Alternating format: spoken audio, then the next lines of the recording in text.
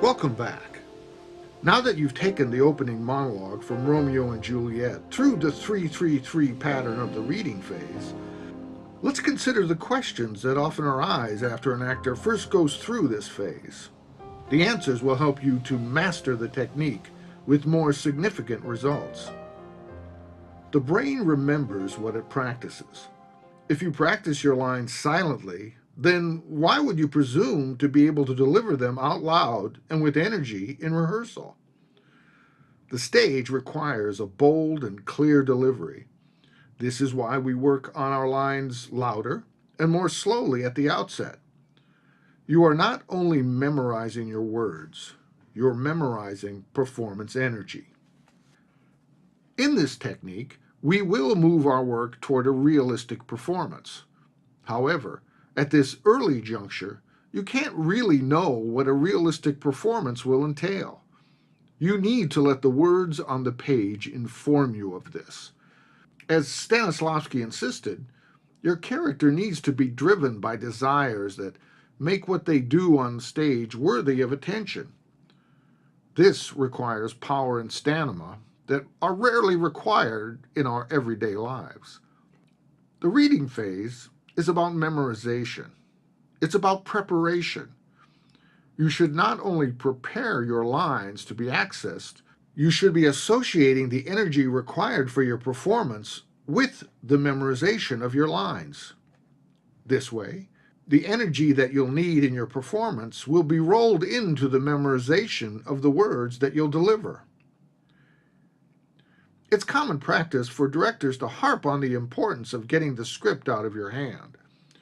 Naturally, acting without the aid of the script is the goal. However, in order to do this with accuracy, we need to take the time to record an accurate file. Everyone has played the rumor game. One person whispers a message into the ear of another person, who then whispers that message to someone else, who, in turn, whispers it to a different individual. By the time the message has been whispered to several different people, its content has completely changed. The rumor game illustrates the following facts about how our brain subconsciously processes and stores information. First, in an attempt to remember information, your brain tends to rearrange the original message in a way that will make it easier to retain. Secondly, the brain tends to shorten information it receives, leaving out what it considers unimportant, in order to retain what is significant. Thirdly, the brain will exchange the original information with information it finds more easily relatable. You prevent these natural processes from encroaching on your work when you read your lines directly off the script 3 times. By doing this, you are systematically bypassing the natural tendency of your brain to subconsciously change or omit the words as it processes. It won't make any difference how quickly you will be able to access a file from the computer that is your brain if you didn't record it correctly. If you take your eyes off the script before you have accurately recorded your lines, you will make yourself vulnerable to the rumor game effect. When the rumor game effect is not held in check, words are dropped out, changed, and rearranged. This results in cues on which your fellow cast members rely being delivered incorrectly or not at all. The actor creates a problematic set of circumstances when they stop delivering a line, go back to an earlier section of the script, and then resume reading the line. Without knowing it, each time an actor does this, they make it harder to access that line on stage. To understand how this happens, let's turn to our computer model again. We have said that when learning our lines, it's important that you create an efficient system of folders. The problem that most actors have when working without a technique isn't that they don't create files and folders, it's that they create a multitude of files, folders, and subfolders and scatter them all over the desktop of the computer that is their brain. When they attempt to access their lines, they're at a loss.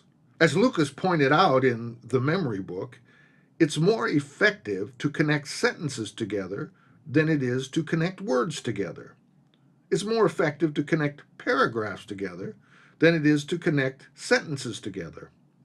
The more links you create, the higher the likelihood that the link will be broken and recall will not be possible.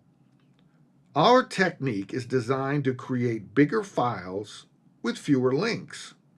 Let's see how an actor without a technique typically goes about learning lines from our sample from Romeo and Juliet.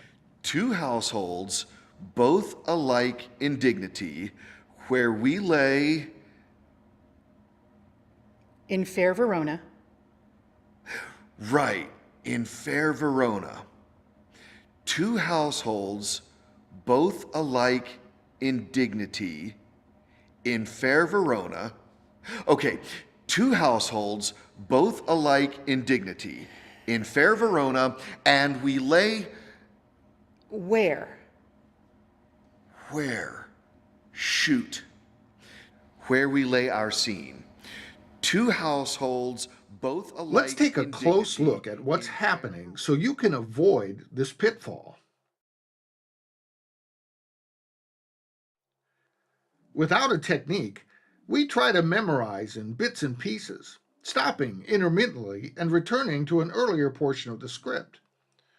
When we read through the line, two households, both alike in dignity, and then return to the beginning of the line and run through the line again, through repetition, we train our subconscious that when we get to the word dignity, that we should go back to the beginning of the line. This is why we lose our lines during the rehearsal process. And this frustrating situation was created with a considerable amount of practice. All of the actors' work went into creating multiple files and folders, creating multiple links, most of which take you to the wrong location. Every actor has done it in rehearsal. You go up on a line, and what's your first instinct? To go back to the beginning of the line and take another run at it. And why wouldn't you? That's the way you practiced it.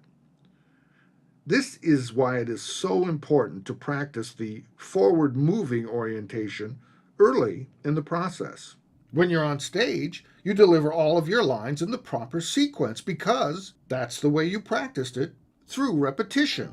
And repetition is at the basis of our technique.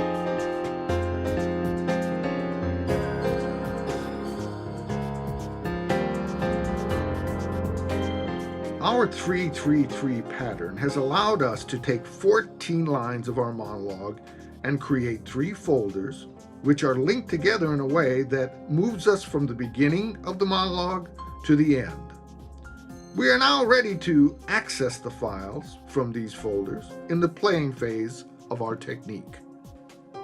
We'll do that in the next episode. I'll see you then.